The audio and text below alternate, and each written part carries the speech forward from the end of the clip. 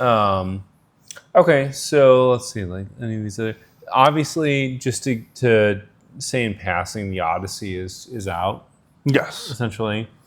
Ray, I think, had a poem he wanted to. Something he I wanted did to read this earlier, so you can take whichever version you like better. But I Ray has remember something he wants to read at passing.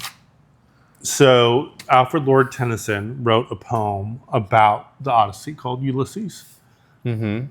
And I remember Stephen Colbert loves this poem. This is one of his favorite poems, Alfred Lord Tennyson. And he had Helen Mirren on his show to read portions of it. It just brought him to tears too.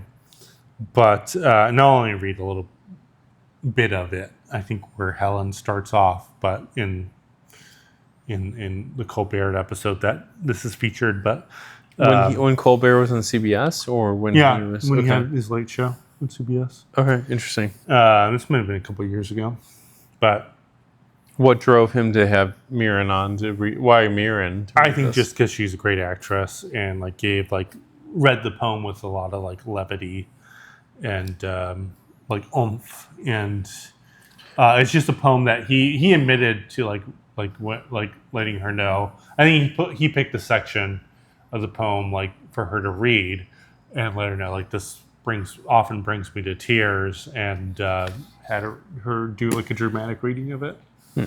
Interesting. But so I feel like she started around here, but I'll start here. Old age hath yet his honor and his toil. Death closes all, but something ere the end. Some work of noble note yet may be done, not unbecoming men that strove with gods. That lights began to twinkle from the rocks. The long day wanes, the slow moon climbs, deep moans around with many voices. Come, my friends, 'tis not too late to seek a newer world. Push off, and setting well in order smite the sounding furrows, for my purpose holds to sail beyond the sunset and the baths of all the western stars until I die. It may be that the gulfs wash us down, and may be that we shall touch the happy isles and see the great Achilles, whom we knew. Though much is taken, much abides. Though we are not now the strength which in old days moved earth and heaven, that which we are, we are. One equal temper of heroic hearts, made weak by time and fate, but strong in will, to strive, to seek, to find, and not to yield. Alfred Lord Tennyson. And that's poetry from Ray. That's the poetry segment from Ray. Beautiful. It seems to relay. It's a much longer poem, but that's kind of it relays the as far as the section that you've read relays the idea of old age taking our powerful youth from us, and yet which the will when remains. Odysseus comes back to his home in Ithaca, he's an old man, Right. wearied by time and travel. Right. Yes, but the will remains. Yes. The will that brought him back to home. The will that brought him back home and to his wife, yes, remains. Even stronger, even that the will stays strong. I don't know. I mean, here's the thing. The one thing that excites me most about this movie, I feel like I feel so stupid not knowing enough about the Odyssey. I agree. I should know more about this. I tale. am going to definitely read this story, or at least do a deep dive synopsis into it before I see the film. But the reason I am so excited about this is perhaps my favorite director, Nolan.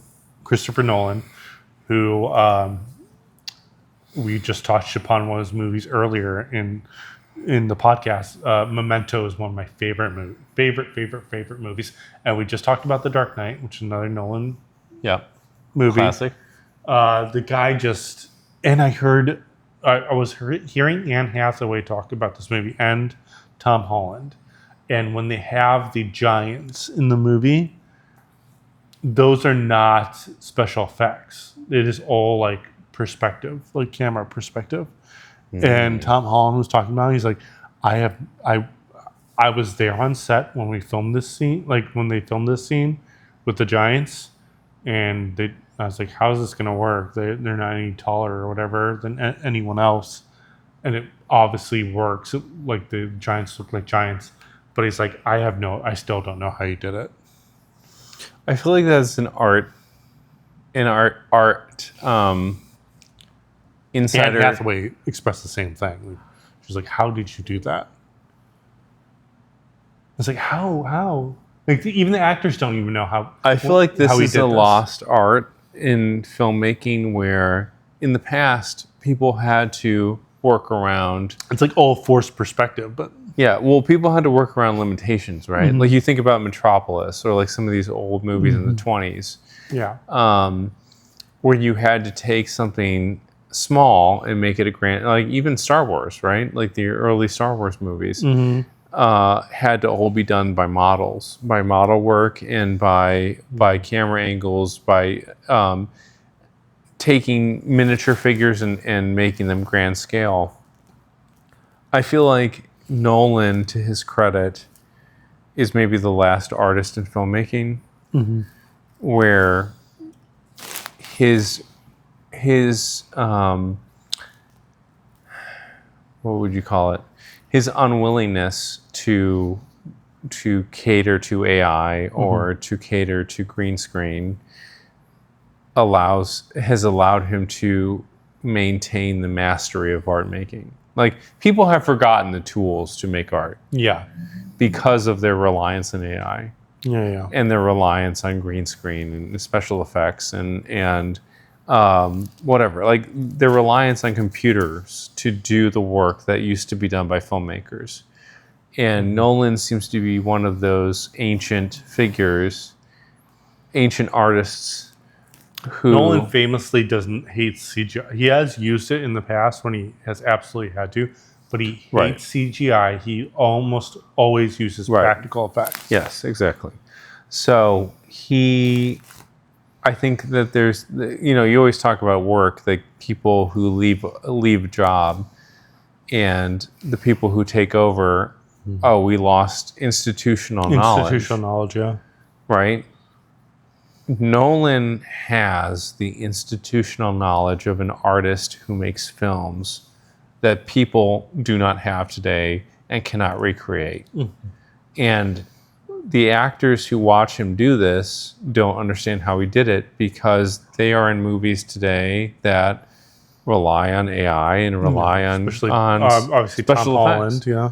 Yeah, right. Like Tom Holland, whose movies. most of his experience has been being Spider-Man.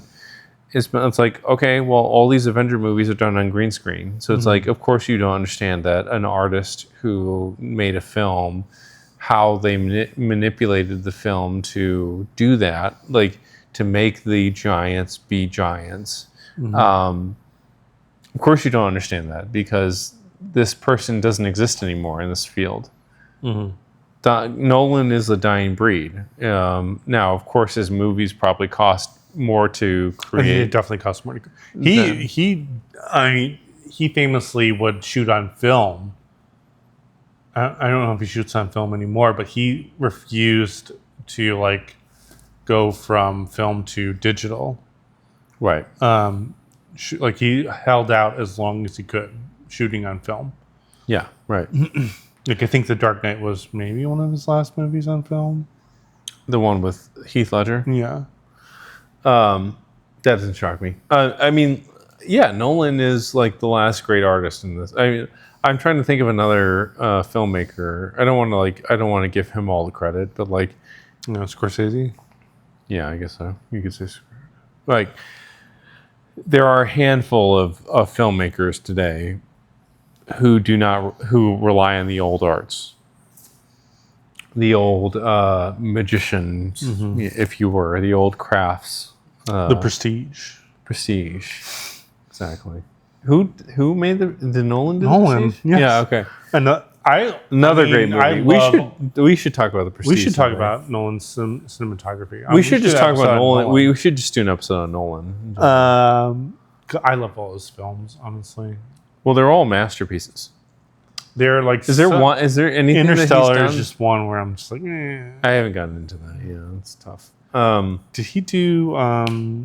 Was he Inception? He was Inception. Yes. Right? Yes. Yeah. That was a masterpiece. I mean, they're all masterpieces, and it's because that he refuses to do to Nolan refuses to bastardize his art with the expediency of new technology,